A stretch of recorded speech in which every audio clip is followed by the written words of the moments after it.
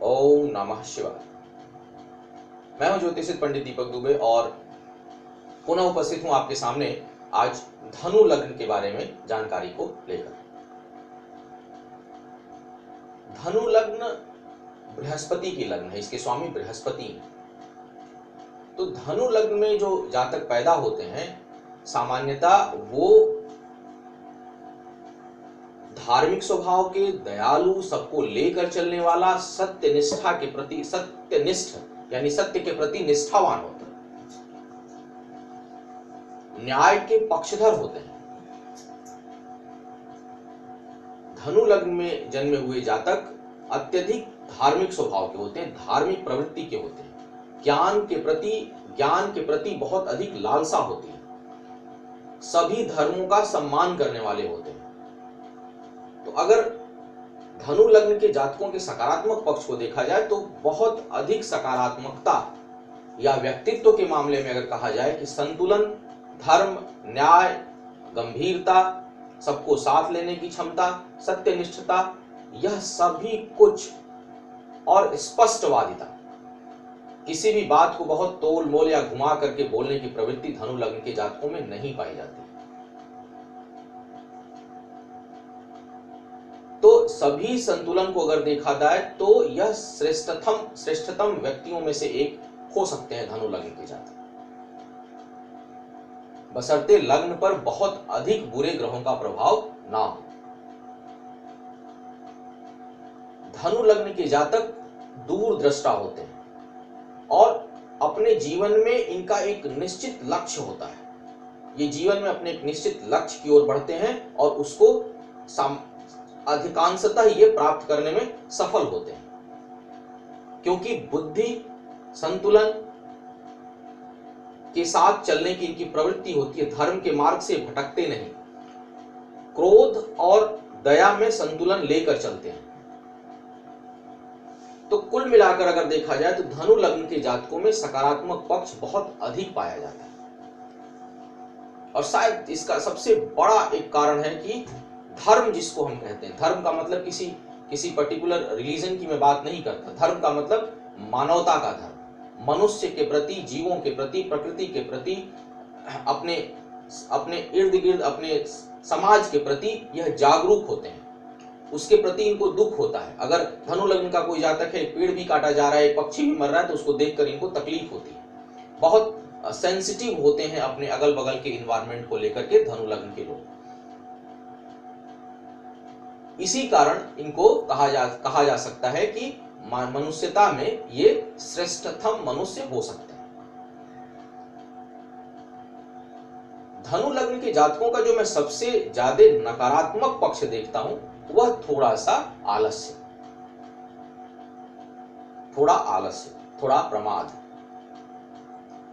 कई बार लक्ष्य तो जरूर लिए होते हैं लेकिन थोड़े से शिथिलता लिए हुए होते हैं, बहुत एग्रेसिव नहीं होते, एग्रेसिवनेस नहीं होता। तो एक आलस्य जो है वो सबसे बड़ा दुर्गुण धनु लग्न के जातकों का है। कई बार अपनी चीजों को, समाज के प्रति तो बहुत जागरूक होते हैं, धर्म के प्रति बहुत जागरूक होते हैं, लेकिन व्यक्तिगत मामलों में थोड़े शिथिल होते हैं, लापरवाह होते हैं। चलो कल कर लेंगे, कोई बात नहीं, मेरा है, कल हो जाएगा।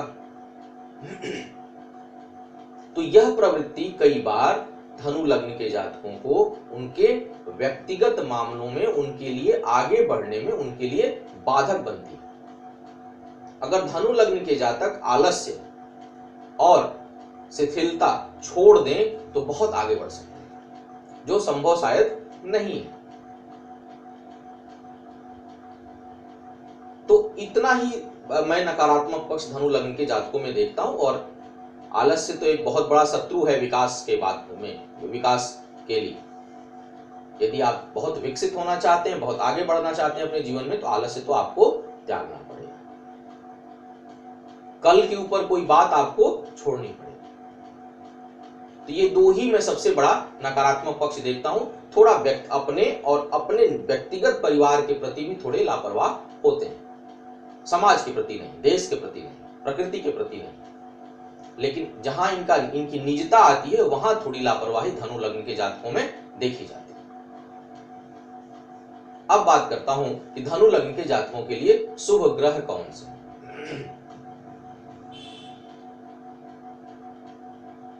शुभ और अशुभ समझने के लिए हर लग्न के अगर हम विचारों को समझ लें, उसकी कमियों को समझ लें, तो हम ये देख पाते हैं कि कौन सा ग्रह, कौन से स्वभाव का ग्रह उसके लिए सबसे अधिक शुभता देने वाला होगा। देखिए, धनु लग्न के जातक धार्मिक होते हैं, सचेत होते हैं प्रकृति और समाज के प्रति। तो आपके लिए जो सहयोगी ग्रह का मतलब क्या, आपके लिए शुभ ग्रह का मतलब क्या, शुभता वो देगा जो आपकी कमियों को कम करे, वो आपको निखार देगा। तो जो सबसे बड़ा शुभता देने वाला ग्रह है वो है मंगल, पंचम भाव का स्वामी होगा। और मंगल क्या है, एक्टिव है,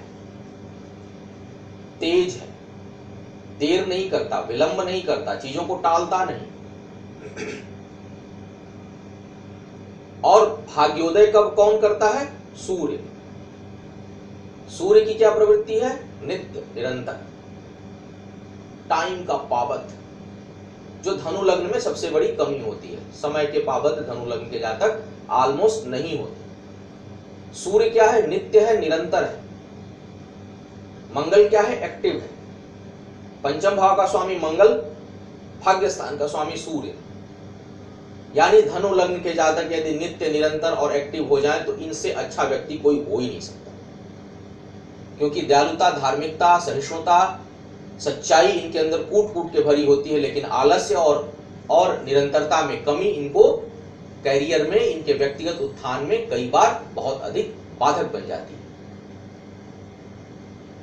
तो समझिए, ग्रहों की भाषा को समझिए। मैं ग्रहों को कोई भूत नहीं है, कोई प्रेत नहीं है, कोई एक एक्सटर्नल बॉडी नहीं है जो आपके आगे आके खड़ी हो जाएगी। ग्रह माने क्या, एक सोच, एक एनर्जी, एक ऊर्जा, एक कार्य करने की प्रक्रिया।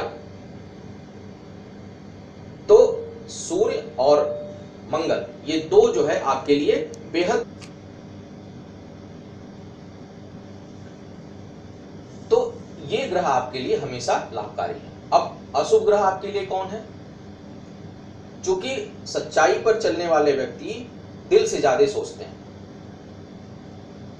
तो मारक ग्रह सबसे अधिक बन जाता है आपके लिए। धर्म के विरुद्ध कौन जाएगा, भोग विलासिता। शुक्र सबसे अधिक मारक होता है आपके लिए। छठे भाव का स्वामी और एकादश भाव यानी लाभ स्थान और शत्रु स्थान का स्वामी होकर के शुक्र जो है मुख्य मार्केश बन जाता है धनु लग्न के जातकों के लिए। साथ में बुद्धि का मालिक बुध, सप्तम भाव का स्वामी। सप्तम भाव का स्वामी बुध जो है आपके लिए सहायक मार्केश का काम करता है, और साथ में नैसर्गिक शत्रु होने के कारण बृहस्पति का शनि भी सहायक मार्केश है। यानी शुक्र, शनि और बुध ये तीन आपके लिए मार्केश का काम करते हैं, और अक्सर धनु लग्न के जातकों की मृत्यु शुक्र की महादशा, शनि का अंतरदशा में होने की संभावना बन जाती है, क्योंकि ये परम मारक ग्रह हो जाते हैं। हमेशा शुक्र और शनि की दशा अंतरदशा में आपको ज्यादा कष्ट होगा। इसके अलावा बृहस्पति का जो दूसरा नैसर्गिक समता और मित्रता वाला ग्रह है वह है केतु।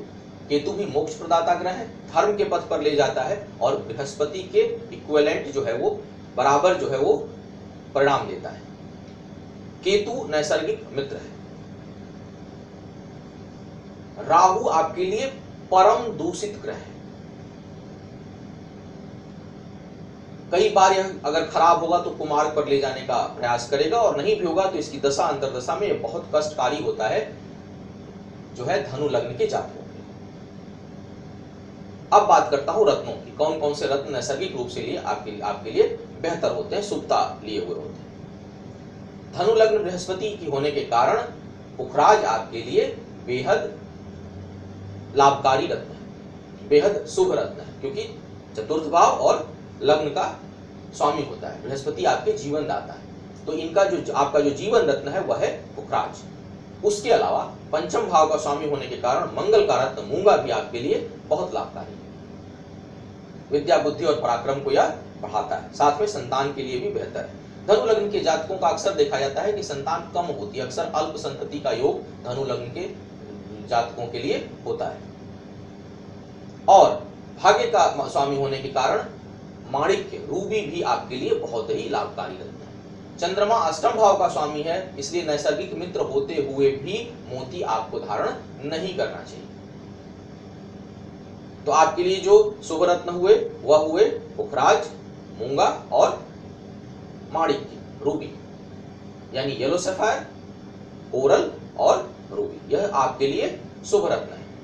अशुभ रत्न सबसे अधिक आपके लिए डायमंड है। धनु लग्न के जातकों को हीरा कभी भी नहीं पहनना चाहिए। नीलम किसी विशेष परिस्थिति, धन की कमी की स्थिति में आप पहन सकते हैं किसी विशेष परिस्थिति में, लेकिन परामर्श देने के बाद।